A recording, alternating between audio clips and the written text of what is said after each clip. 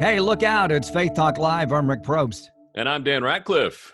What a pleasure to talk with Josh Youssef, President and CEO of Help the Persecuted. Josh, it's been a while. How are you?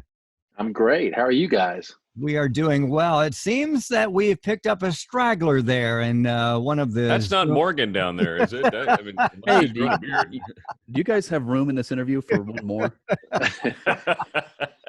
It's almost like a hitchhiker, right? We were just driving down the road doing our show, and this guy shows up. No, we wanted to have Adam on to ask questions as well. We appreciate, Josh, what you do. You've been doing this for some time, and what an impact you guys are having all over the globe. We want to touch base with you about what is going on around the globe with the whole pandemic. Has everybody adjusted? Is the greater needs? What's going on? But first, let's check on you. How you guys doing at home? I mean, we're doing okay. You know, my wife does kind of a hybrid homeschool thing. So when they flipped the switch to full homeschool, we were kind of ready.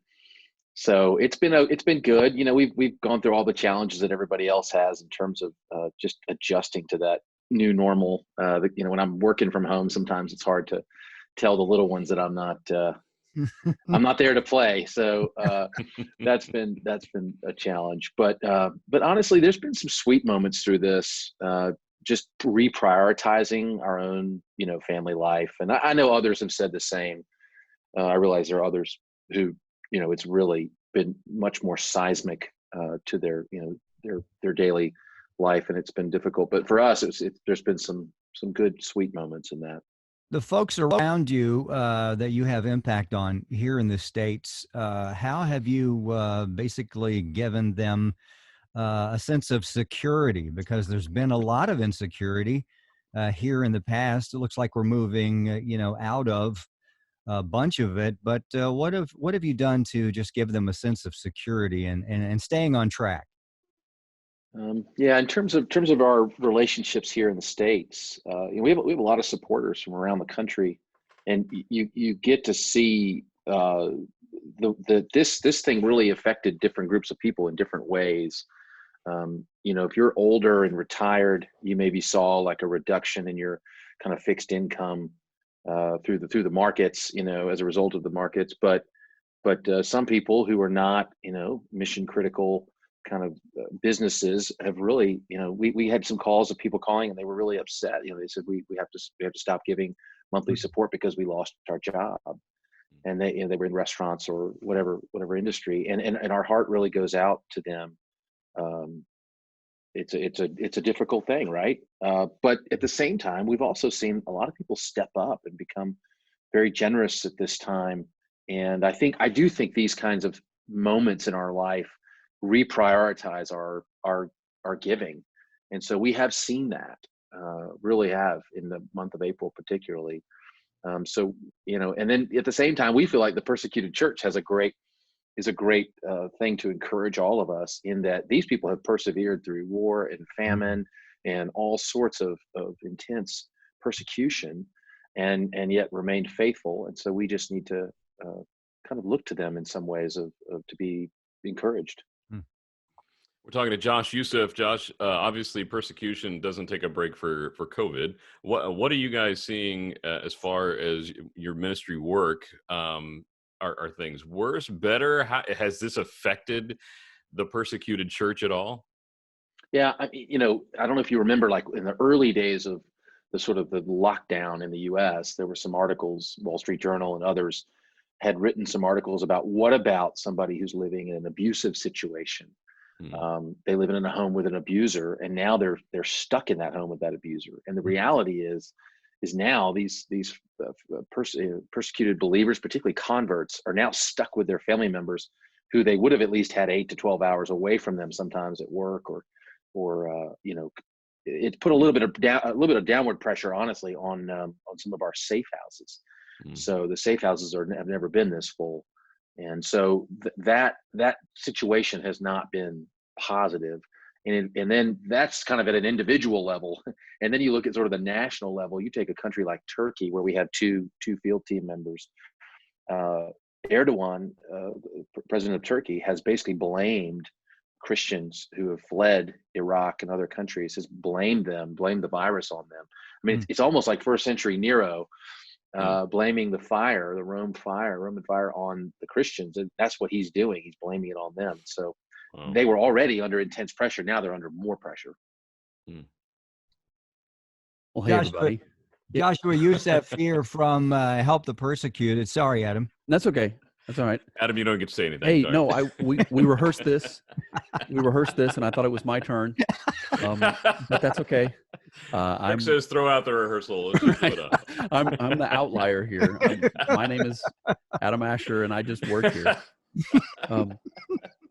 But yeah, it's great to be on the show, and I've been friends with Josh now for many, many years, and we won't even tell people how long, Josh, but I've watched your ministry and your influence grow through the years. Now, as we face 2020, it's been a weird year, and with coronavirus and all this, what do you think the greatest message for the people around the world is? Right now, we're in 2020. We're facing these very quote unquote unique circumstances. What does your heart say to the people that listen to Josh Youssef around the world? What does Josh tell them? I've just had so many conversations with people, believers and unbelievers. This moment has sort of helped people reframe and really kind of take inventory or take stock of their own lives, their own faith, their salvation. These are questions that are kind of circling in people's minds. And so I really do think that for churches, ministries, believers, like this is a time for us to have an answer. And of course, that answer is the gospel. And have an answer for those people who really are in fear. I mean, we've had neighbors kind of who are walking their dog or whatever, and they've just got fear on their face. And Emily and I will engage them sometimes in those conversations. And, if you don't have the Lord, this could be a really terrifying thing.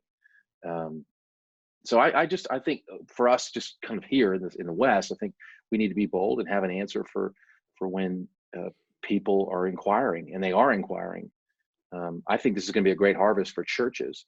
For our team in the Middle East, I'll tell you some great stories to that effect. Our team realized that nobody, there is no Instacart, there's no Amazon Prime in the Middle East, and so a lot of these people were stuck in their homes. Both Muslims, Druze, Christians, they were all stuck in their homes. So our teams were like, let's go out. And they went out and actually delivered hygiene packages and food. And they did this for instance, in Lebanon, we did this to a Druze community, which is a very mystical kind of, a little bit of Islam and a little bit of Christianity type religion. And they helped them. And the next Sunday, they came to church, all of them. And the pastor was saying, wow. Why are you coming to church? You've never set foot in our churches. And they said only a good God would do what you've done in helping us. And so we want to know who this God is. And so these are the kinds of things that we're seeing as we take advantage. I mean, we're mobilizing in this time to take advantage of this situation for the sake of the gospel.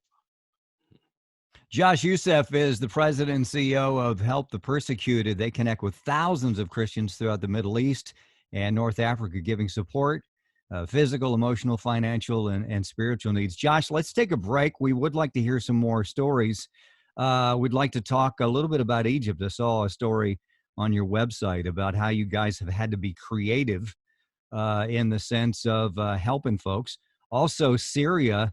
We'll talk a little bit about that. And as you mentioned, Turkey basically blaming the Christians, the Iranian Christians that have had to just kind of hold out there, right? All that pressure. And we also want to find out how we can continue to help you guys do what you do. And you do it so well. So let's do this. Let's take a break. It is Faith Talk Live. I'm Rick Probst. And I'm Dan Ratcliffe. We will be right back.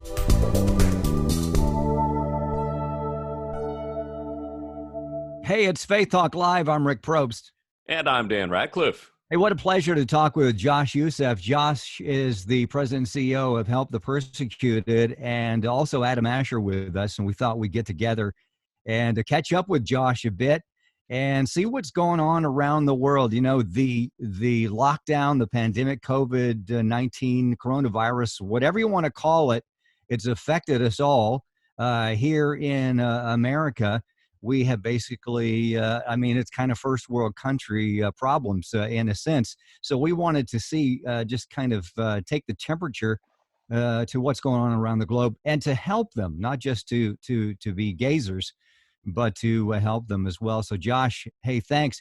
And thanks for the last segment for kind of starting it off with the stories of what's going on around the planet, because I did want to talk about, I noticed on your website, Syria, Turkey, Egypt, and that's just a few of the places that you guys do what you do so well. On the website, it mentions that Syria has gone from bad to worse during this pandemic. Tell us more. Well, as you know, it's been going on for over 7 years, the war in Syria, and you're talking about 20 million displaced people, both some inside the country and many have left and fled the country. In some cases, people have left their elderly parents or grandparents behind. So you've got a war-torn area where people elderly have been left behind, and now you've got this virus where we're saying, okay, you cannot leave your house. The government of Syria is trying to do kind of a flour and water distribution so people can make bread. It's had some mixed results. So our team, we have 2 team members in 2 different cities in the northern part of the country, and they're now doing distributions to those elderly people and to other kind of persecuted Christian shut-ins. We've done in the last week, we've done through Syria and Iraq both, we've done 5,000 distributions, and that's a mix of hygiene packets as well as kind of flour, rice, water, oil, and beans, and kind of basic essentials. But these people have survived through just untold war, and now they're experiencing this lockdown, which is quite unhelpful to say the least. And so that's kind of a serious situation. Lebanon is a little bit more stable. They're going through some serious economic upheaval. But you think there's, I think the last number was 3 million displaced people in Lebanon today. So you've got some Iraqis, Syrians, and it's just put such pressure on their infrastructure. It's a small country, and so it's kind of a powder keg, but is actually probably the best country in all of them. Egypt, nobody thinks Egypt's telling the right numbers about COVID. So it's probably worse than they're letting on. Most of our team have stayed in lockdown, but within the last couple of weeks have started getting out. They get their masks on and gloves on and go do distributions. But we had this interesting story. Our Lebanon coordinator, what's interesting through this whole thing is, right, people are stuck in homes, and like we all are. And so we're on Facebook, we're on Twitter, we're on our social media, and we're seeing the same thing in the Middle East. Huge numbers of people on social media. And our team, when they went into lockdown, said, look, we're not just going to sit here. Let's do active ministry on social media. And our Lebanon coordinator does a really good job of that. So he got onto Facebook, met this Egyptian Muslim man who had all these questions, and for hours he's just firing the same questions that we're kind of used to hearing.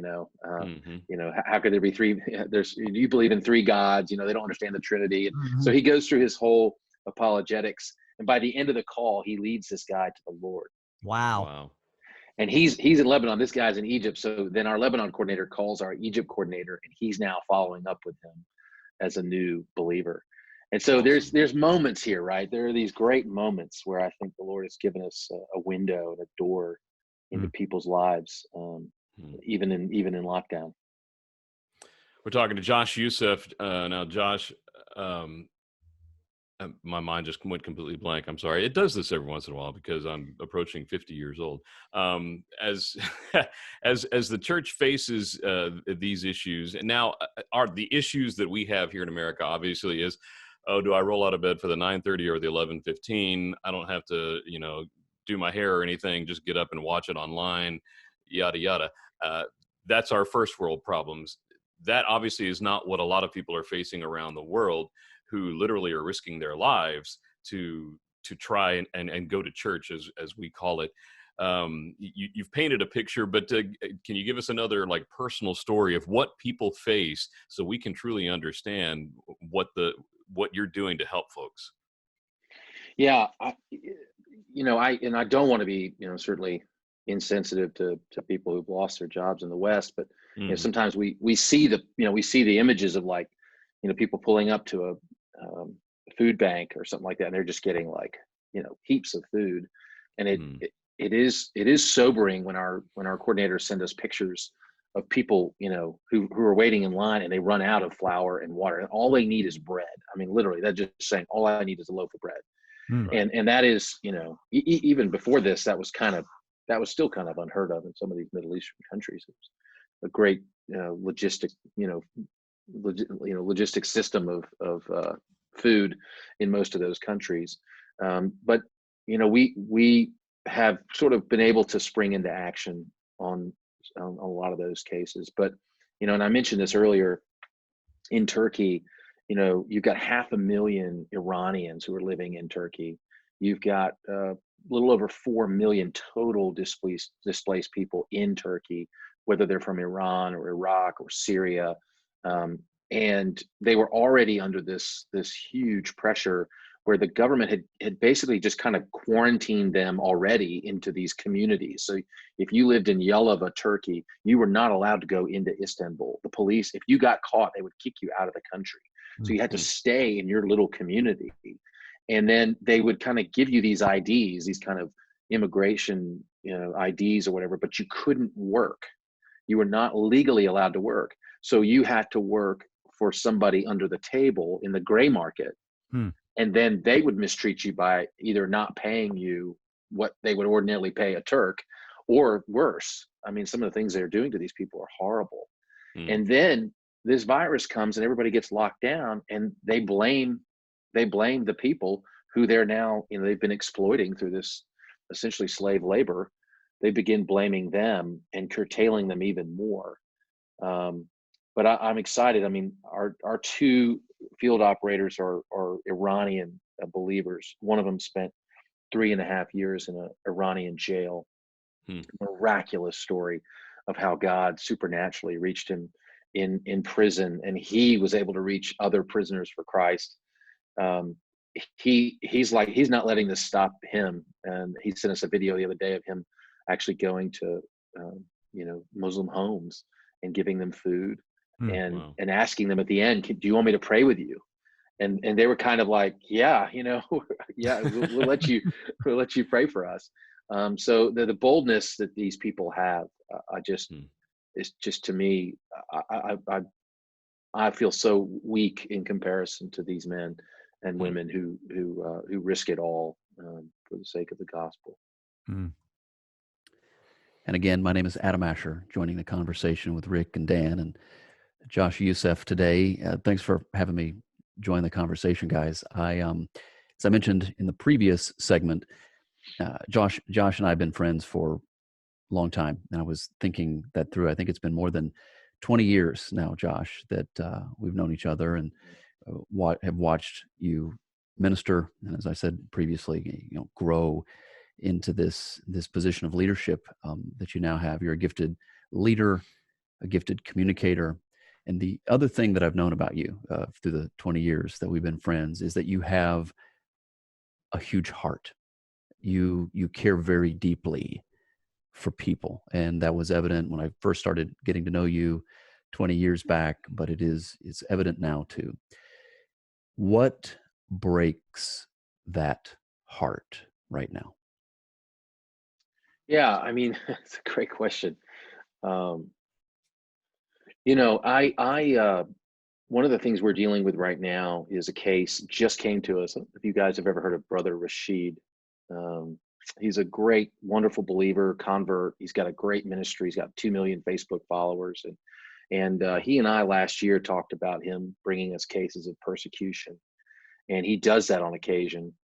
He brought us one last week. Was a family who fled Syria. He was a government official, a Muslim government official. He got radically saved. He knew he needed to leave Syria because of that conversion, and they fled to a camp in Greece. And when they got there, the UN, which operated the United Nations, which operated this camp, was hiring people who we would consider very extreme, and had very extreme Muslim views. And so, if you want to know what breaks my heart, is the fact that the UN workers were actually persecuting these families, these convert families, putting them in the back of the line, putting them into situations that were life-threatening. And we have a video coming out tomorrow about this family.